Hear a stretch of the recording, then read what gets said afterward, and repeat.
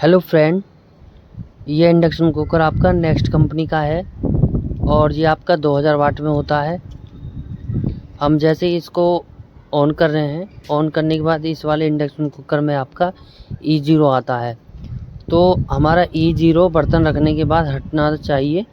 उसका मतलब ये होता है कि जैसे हमने कोई बर्तन को रख दिया तो उसको बर्तन को पकड़ते ही उसमें से E0 हट के आपका 1800 या आपका 2000 वाट में 2000 वाट आएगा।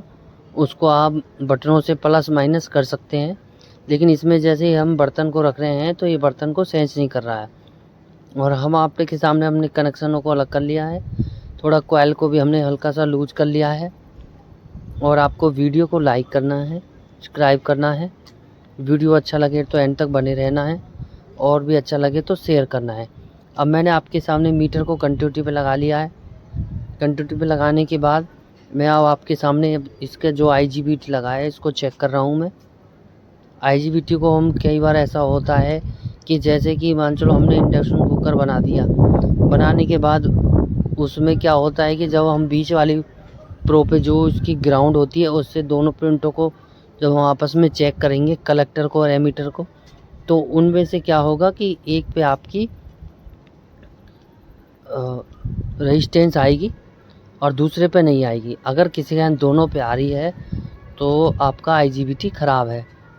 तो उस कंडीशन में आपको IGBT बदल देना है और आपका बर्तन नॉट वर्किंग का फॉल्ट आसानी से निकल जाएगा। और इसमें हमने आपके सामने जब मीटर को रखा है और चेक किया है तो हमारा IGBT बिल्कुल ओके है। और हमने आपके सामने हीटसिंक से अब आपके सामने हम इस IGBT को निकाल लेंगे और जो इसके अंदर एक आध दो प्रिंट में लूजिंग आई पड़ी है उस लूजिंग को हम ख़त्म करेंगे। और ये आपका नेक्स्ट कंपनी का होता है और ये आपका 2000 वाट में होता है। और ये इंडक्शन कुकर हमारे पास पहली बार बनने के लिए आया है और ये आपका सामने बर्तन को सेंस नहीं कर रहा है आपके सामने। और मैंने आपको अभी बताया था कि हम पहले इसके IGBT को निकालेंगे। IGBT को निकालने के बाद उसके बाद हम इसको दोबारा चेक करेंगे और जैसे जैसे इसका फॉल्ट निकलता चला जाएगा और हम आपके सामने इसका फॉल्ट निकालते चले जाएंगे। और ये आई नेक्स्ट कंपनी का होता है और ये आपका 2000 वाट में होता है। और इनका ये इस वाले मॉडल की बहुत कामयाब मॉडल होता है ये।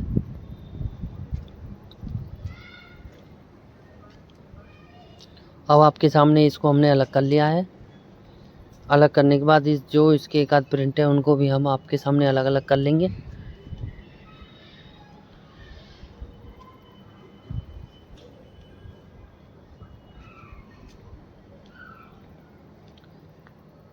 अब आपके सामने हम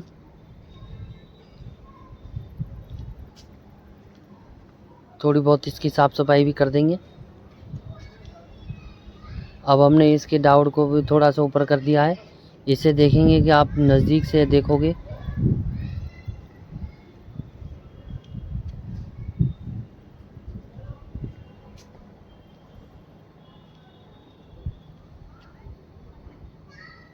मैंने जब ही आपके सामने अभी बोला था इसे हम जैसे नज़दीक से देखेंगे तो जहाँ डाउट लगा होता है उसके नीचे रेजिस्टेंस लगी होती है।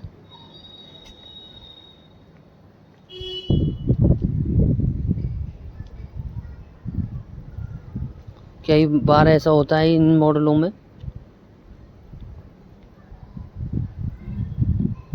ज़्यादातर तो हमारे संग यही होता है कि जो भी कोई इंडक्शन कुकर आता है हमारे पास बनने के लिए, उसमें हम क्या करते हैं कि खाली हमने IGBT बदल दिया, डायोड बदल दिया और ओके कर दिया।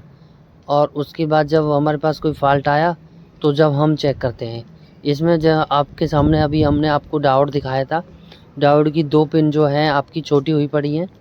अब हमने पहले ही मीटर कंटिन्यूटी पे लगा रखा है और मैंने आपसे जब भी बोला था कि आप इसको नज़दीक से देखिए तो ये जो आपकी रेजिस्टेंस है, ये 2 रेजिस्टेंस जो लगी हुई हैं उनमें से एक रेजिस्टेंस जली हुई है।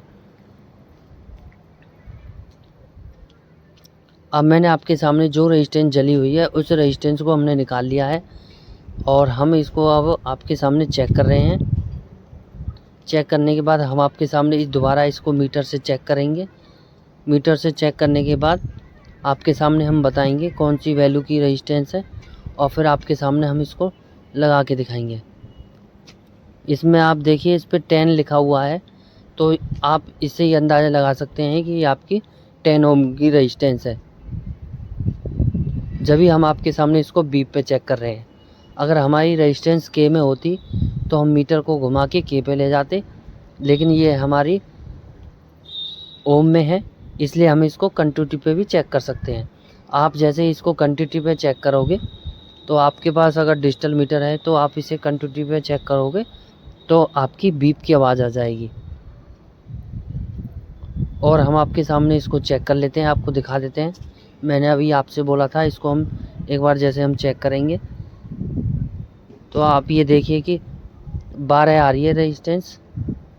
तो इससे आप ये अंदाज़ा लगा सकते हो ये हमारी 10 ओम की रेजिस्टेंस है।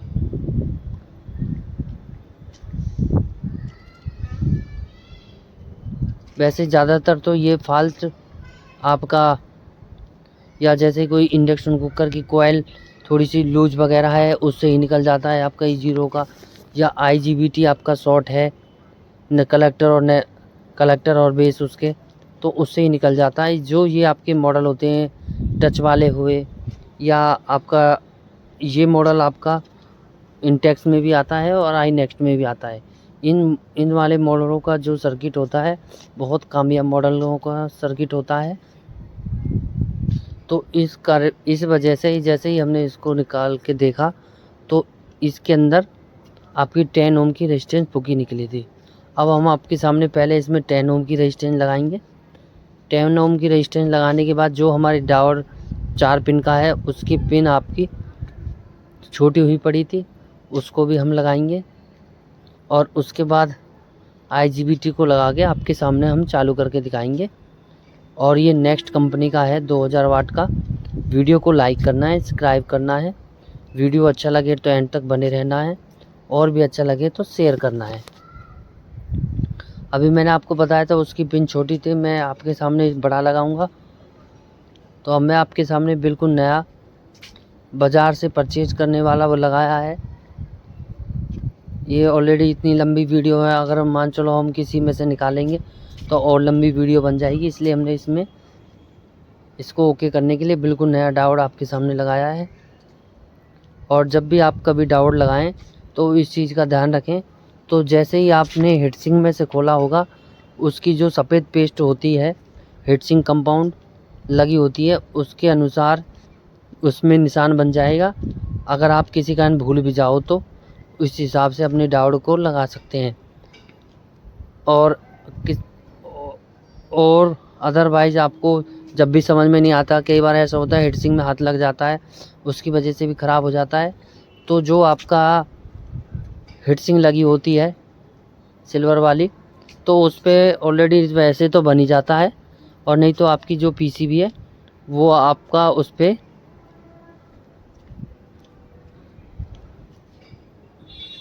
उस पर डेमो छपा होता है उसका। और आपके सामने हमने IGBT को कस दिया है, अब आपके सामने हम डायोड को कस रहे हैं।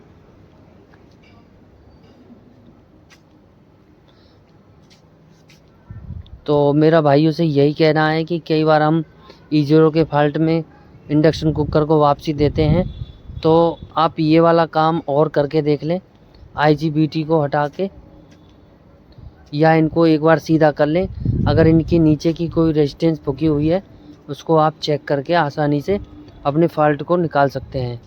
तो ये भी हमने आपके सामने अंदाजे से हटाया था डायोड आपका, और जैसे हटाया तो देखा तो उसके बिल्कुल नीचे की 10 ओम की रेजिस्टेंस ख़राब निकली थी। अब आपके सामने हमने ये दोनों चीज़ लगा दी हैं, और लगाने के बाद आपके सामने हम इसको चालू करके दिखाएंगे। और आपसे मेरा यही कहना है, जैसे जो आपके IGBT और डायोड हैं इनका भी आपको विशेष ध्यान रखना है कि ये प्रॉपर कसे होने चाहिए। अगर आपके लूज रहेंगे तो आपका IGBT उड़ जाएगा जल्दी से। अब हमने क्या करा कि इसमें जैसे ही हम इसको कस रहे थे या किसी भाई के यहाँ छिड़ के आया था इंडक्शन कुकर ये। तो हमने अब क्या किया है इसमें, जो जैसे उसने अपना 1-2 बार अपना IGBT भी लगाया होगा, एक दो बार हमने भी लगाया, तो आपके पास अगर किसी कारण ये प्रॉब्लम आ जाती है, इसमें कोई नट नहीं कस रहा है, तो आप इसमें क्या करें, जो इसके अंदर कस जाएगा वो वाला नट इसके अंदर, जो वाला पेच इसके अंदर डाल दें और उसको बिल्कुल पीछे से नट को कस दें। इस प्रकार हमने इसको रोका है, नहीं तो ये हमारा इंडक्शन कुकर मुश्किल ही बनता, इसलिए हमने इसमें नट कस दिया है। ये भी हम आपको अपनी वीडियो में बता रहे हैं आपको। और वीडियो को लाइक करना है, सब्सक्राइब करना है, और वीडियो अच्छा लगे तो एंड तक बने रहना है, और भी अच्छा लगे तो शेयर करना है। अब मैंने आपके सामने इनके कनेक्शन करने चालू कर दिए हैं, और मेरा भाई उसे यही कहना है कि किसी कारण आपका नट नहीं कसता है तो उसमें आपको अपना जो आपका पेच है वो डालना है, और उसमें नीचे से वार्सल भी लगा सकते हैं, नहीं तो इतनी स्पेस रहता नहीं है, वार्सल जो उसमें जाएगा तो उसमें आपको पेच कस देना है। अब मैंने आपके सामने इसमें नट लगा के उसको रोक दिया है। और एक चीज़ और मैं बता दूं, इसमें एक और भी फॉल्ट था, जैसे इसमें जो आपकी कॉइल लगी हुई है, कॉइल का भी एक थिम्बल टूटा हुआ है। तो मेरा भाई उसे यही कहना है कि किसी कारण आपका थिम्बल टूट जाता है तो ऐसे जैसे आपके पास जो होम थिएटर के जैक होते हैं, होम थिएटर वाले जैक आप इसमें लगा के और अपने कॉइल को अपना बैलेंस बनाकर रोक सकते हैं। अगर आपका बैलेंस नहीं रहेगा तो उस कंडीशन में भी आपका बर्तन नॉट वर्किंग का फॉल्ट आता है। तो इस प्रकार उसमें ये 4 पॉइंट वाला या 6 पॉइंट वाला, जितना आपके इंडक्शन कुकर में स्पेस है वो वाला इसमें लगा के आप आसानी से इसमें कॉइल का बैलेंस बना के बर्तन नॉट वर्किंग का भी फॉल्ट निकाल सकते हैं। अब मैंने आपके सामने इसमें 3 फॉल्ट निकाले हैं। सबसे पहले मैंने इसके IGBT को चेक किया, IGBT इसका ओके था। डायोड को जैसे हमने देखा तो डायोड जैसे इसकी 2 पिन बहुत छोटी थी, उसके बाद हमने इसमें नया लगा दिया। तीसरा है, इसमें जैसे ही हमने इसको डायोड को सीधा किया तो उसके नीचे हमने देखा उसकी 10 ओम की रेजिस्टेंस ख़राब थी। 10 ओम की रेजिस्टेंस हमने इसमें डाल दी। उसके बाद इसमें क्या था कि जो आपकी कॉइल थी, कॉइल का बैलेंस अनबैलेंस था। उसको बनाने के लिए हमने वो जो कॉइल थी आपकी, उसके नीचे हमने जो होम थिएटर का जैक होता है वो उसके पीछे हमने लगा दिया, और उसको जैसे ही हमने लगाया तो कॉइल का बैलेंस बिल्कुल परफेक्ट बन गया। और उसके बाद फिर हमने इसको फिट किया, सब चीज़ को कस दिया। कसने के बाद हमने नट को कसने में दिक्कत आ रही थी, उसको हमने पेच को डाला, उसके पीछे हमने नट को कस दिया। इस प्रकार इसको हमने कस के आपके सामने चलाया है। और ये नेक्स्ट कंपनी का 2000 वाट का होता है। वीडियो को लाइक करना है, सब्सक्राइब करना है, वीडियो के एंड तक बने रहना है, और भी अच्छा लगे तो शेयर करना है।